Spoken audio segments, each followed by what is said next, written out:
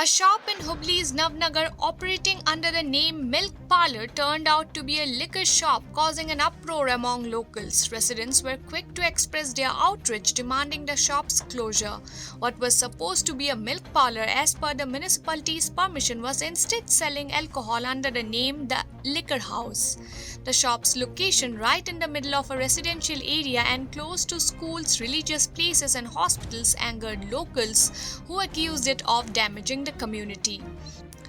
Following widespread protests and media coverage, the shop was shut down late on 18 November, just 24 hours after the issue was reported. The protests saw active participation from local groups including the Veera Saiva Sangathana Samiti, Ishwar Temple Committee, Banni Mahakali Temple Committee, Appaji Janaseva Trust, Jai Karnataka Youth Group, Kalikamba Devi Women's Group, and Navashakti Women's Group.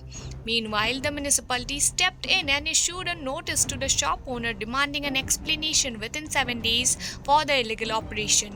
Residents have made it clear that they won't accept such businesses in their neighborhood, calling it completely unacceptable. On Tuesday, 19 November, a meeting was held involving liquor shop owners, local residents, and members of the various organizations.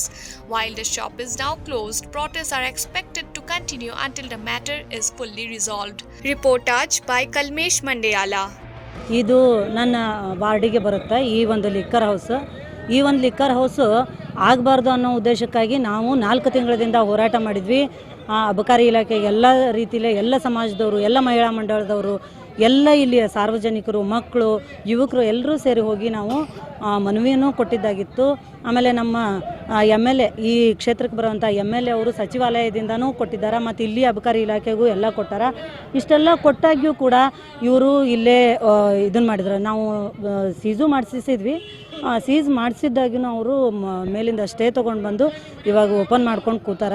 ಈ ಥರ ಗಲ್ಲಿಗೆ ಆದ್ರೆ ನಾವು ಸಜ್ಜನ ಸಮಾಜ, ಪ್ರಜ್ಞಾವಂತ ಸಮಾಜ, ಮಕ್ಕಳು ಮರಿ ಕಟ್ಕೊಂಡು 5 ಸಾಲಿಗಳು ಬರ್ತಾವು.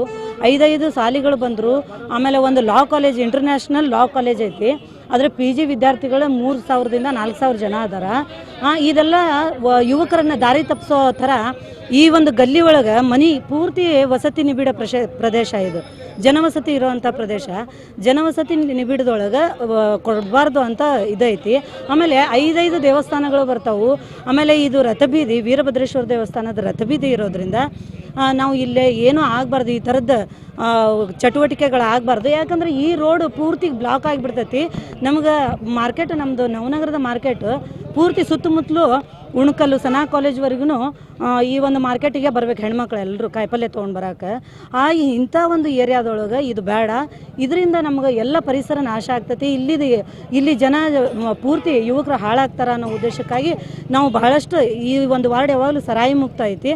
ಹೀಗಾಗಿ ಇದನ್ನು ನಾವು ಬೇಡ ಅನ್ನೋ ಉದ್ದೇಶಕ್ಕಾಗಿ ನಾವು ಬಹಳಷ್ಟು ಹೋರಾಟ ಮಾಡಿದ್ರು, ಸೀಸ್ ಮಾಡಿದ್ರು, ಅವರು ಸ್ಟೇ ತೊಗೊಂಡು ಬಂದು ಇದನ್ನು ಮಾಡಾಕತ್ತಾರೆ. ಅದಕ್ಕಾಗಿ ಈ ಸಜ್ಜನ ಸಮಾಜವನ್ನು ಕೆಣಕಿರೋದ್ರಿಂದ ನಾವು ಈ ಹೋರಾಟನ ಇವಾಗ ಶಾಂತಿಯುತವಾಗಿ ನಾವು ಈಗ 6 ದಿನ 7 ದಿನ ಆಯ್ತು. ಈಗ ನಾವು ಈ ಹೋರಾಟವನ್ನು ಮುಂದುವರಿಸ್ಕೊಂಡು ಹೋಗ್ತಾ ಇದ್ದೇವೆ.